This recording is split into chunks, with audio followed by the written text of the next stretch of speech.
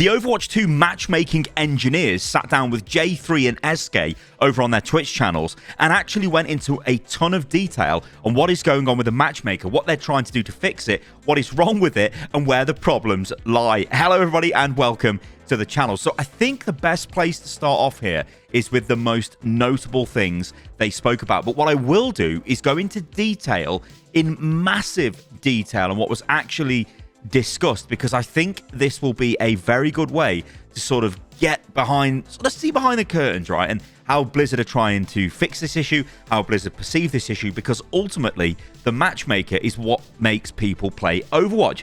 I don't think I'm going to be alone in saying this, but my playtime in Overwatch has taken a massive nosedive because I'm just getting games that I perceive as being really bad. In fact, I'm actually making this video off the back of a 3-loss streak, which made me just turn off the game.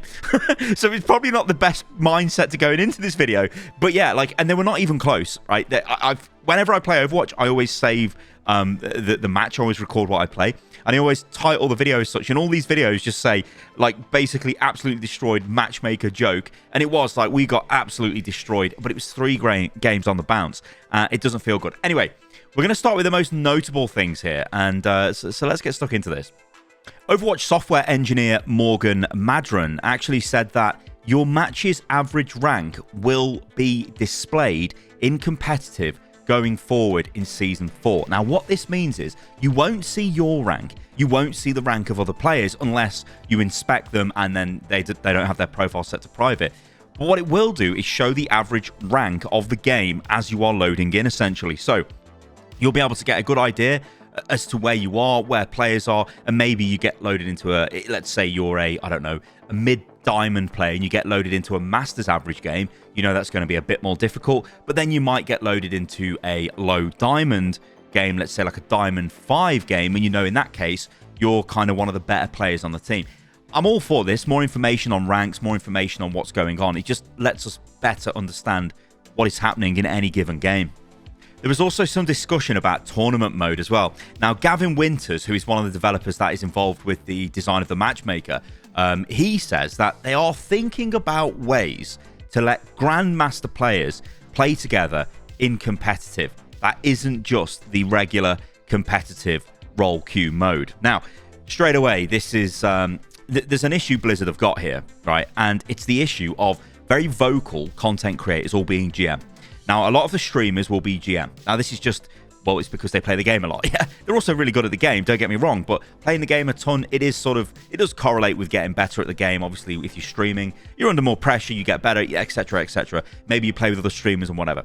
But what Overwatch lacks that a lot of games have got is you don't actually get to see the best streamers play together very often. So it looks like that what he's saying here is, yeah, we're going to try and resolve this. Can I say this, at the cost of actually rolling out a proper tournament mode, which would be some type of mode that could, every rank could take part in. Now, I've always spoke about this in great detail over the years I've covered Overwatch, and StarCraft 2 has these. It has these weekly tournaments, depending on what rank you are. It'd be really cool if you could join a Plat 1 tournament and you just could build a team. Maybe the team was auto-generated by other Plat 1 players, and you just played and you played. You might make friends that way. And the thing is, guys, Overwatch is an insanely better game when it's played coordinated. We never play Overwatch coordinated. We just literally solo queuing, or maybe we duo queue, and it's not great. In a team, it's awesome. So this could be perceived as the first stepping stones of a tournament mode. That firstly, they look at allowing GM players to group together and maybe play in some sort of competitive setting.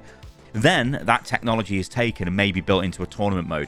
But this is probably something that's going to be a long, long way away. And remember, this is developers talking to Jay3 and Eskay, and they are incredible players. These are players that can reach rank 1 in their respective roles, especially Eskay. I'm not sure about Jay, but, incredibly good players. And I guess the other most notable thing is SR inflation and how this was actually a bug, and actually you should have a higher rank. So this is what Morgan Madron said. Remember, he's the software engineer working on this. He said that basically they realized everybody's ranks were too low. They were much lower than they should have been prior to Season 3.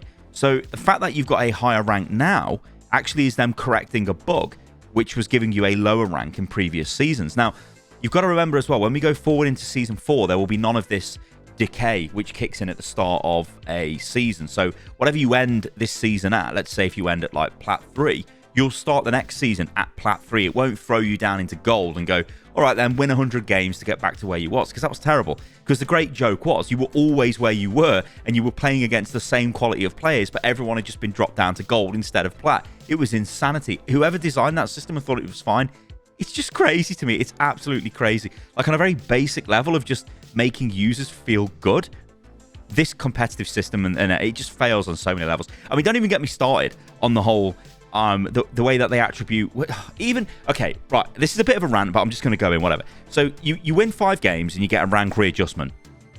What feels terrible after 5 games? If you don't get a rank readjustment, you stay at the same rank, or even if you go down a rank, because you're like, hang on, I've won the 5 games. Yeah, okay, you've obviously lost games in between that to be D-ranked or to maintain at the same rank most of the time. But it doesn't feel great, does it? It feels like you're going on a journey and you go nowhere. On any basic level of design, that is trash. Why is it in the game? Crazy. Okay, now I'm going to move over to breaking down pretty much the majority of this discussion interview. Now, this is going to be taken from a Reddit post that was made by the user BullXBull.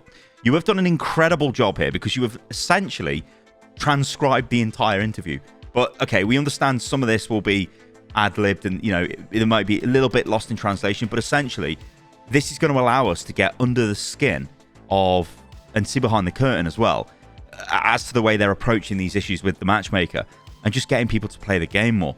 So I'm just going to go through this. I don't think I'm going to stop and discuss any of these points because it is a very lengthy post. There's a lot going on here. We may do a little bit of a recap towards the end of it, or I might stop if anything catches my tickles the old fancy. But let's get stuck into this. In Season 4, they will be adding some technology so that you won't get staggered in spawn that just gets you killed. So think about Watchpoint Gibraltar. If you get stuck in the second spawn as defenders and the attackers are pushing forward, generally you die. New tech is being added to cure that problem, and of course it will apply to all maps. There is no winner's queue or loser's queue. They only have one queue. Stats show win and loss streaks are normal distributions. They are looking into trying to make win-loss queues even less likely. Weekends and time of day might be part of the win-loss streaks because your MMR is off compared to the people playing on weekends or at certain times of the day. There is a lot of uncertainty in the system because of new and returning players. There is no forced 50-50. The matchmaker does not look at your previous wins or losses, just at your current rating and at that exact moment in time. They do not have much control over large skill divisions of players in the same match when people are grouped or at off hours, but statistically things do not appear that much different than Overwatch 1. With that said, they are going to try and make things better and are still making changes daily. Seasonal rank decay has made the perception of the issue seem larger than it might actually be. Only 1% of Grandmaster games actually have a real diamond player in them, and this only happens around off hours. Diamonds in GM games are mostly D-ranked accounts. Really wide rank situations is usually because the system is trying to deal with grouped players. The matchmaker does try to give solo players as many games against other solo players as it can, but these games feel better for solo players. GM players actually have it best statistically for rank distance in games because of the extreme grouping restrictions. Gold is mentioned as statistically the worst for seeing large rank differences. In fact, I think we'll just stop there. So that's interesting, isn't it? Of course, there's going to be a lot of discussion here about GM because the two streamers are GM players. They want to know about GM. But I think that's really interesting there about Gold. So Gold is actually the rank where you're most likely to see the widest range of players. Now, I don't know where this goes, whether you're going to get bronzes in your Gold game, whether you're going to get diamonds in your Gold game. I mean, that would seem not possible to me. I don't think that is possible. Maybe it is, I don't know, but that is really interesting. So it would account for, if you are a Gold player, if you're getting wild swings in match quality, that might be why. They do say that Grandmaster players, however, probably feel this issue more because Gold players are a lot less likely to notice the mistakes players are making. They have models for how a player's skill changes if they do not play for a long time. So if you do not play for 1 year, they will decay your MMR based on their model. They did not give any detail about exactly when decay starts or how strong it is. Appearing on the top 500 leaderboard is being changed from 25 games to 25 wins to make it harder for people to camp top 500 each season. There was a bug fixed in Season 3 that was deflating everyone's rank down by about 2 to 3 divisions. There is a small amount of inflation in GM1 that will be fixed in Season 4. Some people who are GM1 should be in GM2, a very small amount, but GM1 is too large. Now, obviously, again, guys, remember, GM1 is like, this is the best players. GM2, it doesn't apply to many people, but the streamers in question, asking the questions, are GM players. So it really does matter to those guys, and obviously matters to their audience as well. GM is currently a fair bit lower than 1% of the population. Ping is also considered when making matches, so making GM matches is also limited by making matches with a reasonable ping. The team wants good matches with short queue times. Groups do wait longer because it is healthier for the game.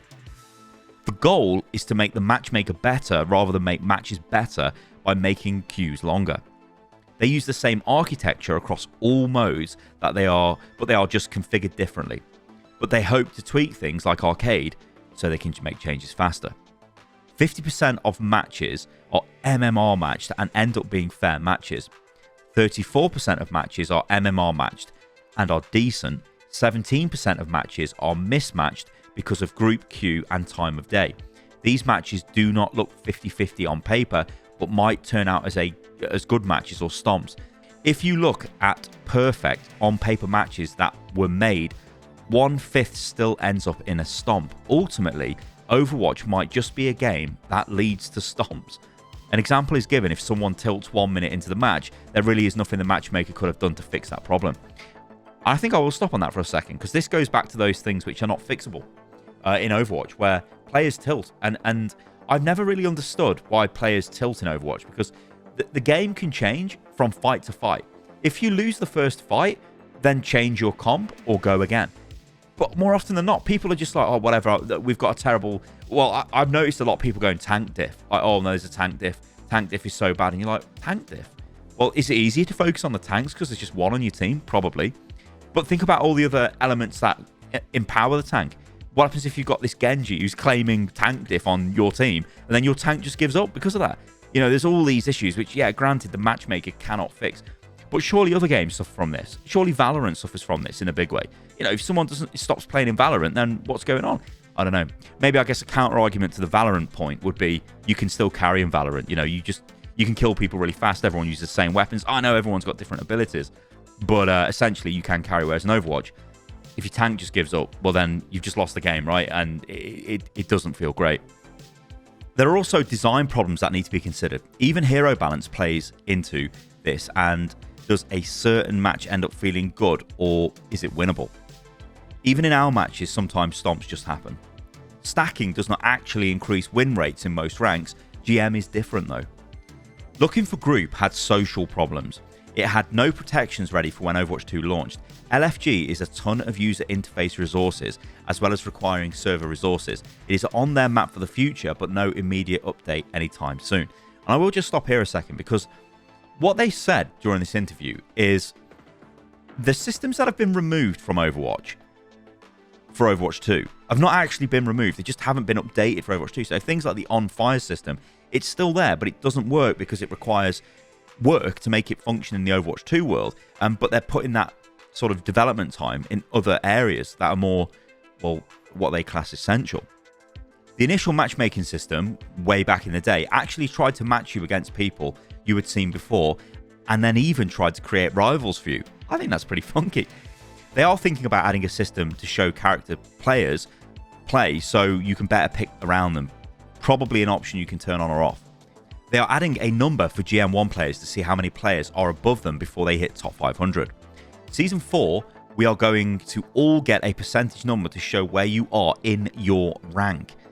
Displaying SR constrained how the matchmaker could build matches. Now ratings can move a lot faster. The system is better able to handle uncertainty where it was constrained before.